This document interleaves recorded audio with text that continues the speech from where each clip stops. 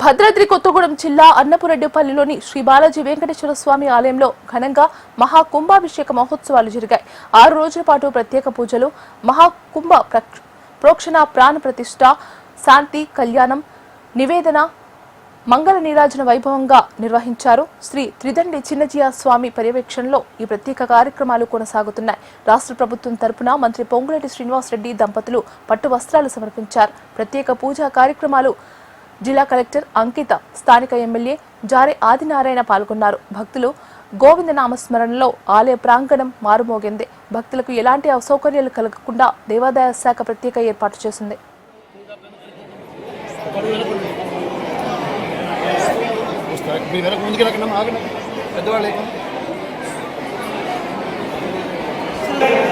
కింద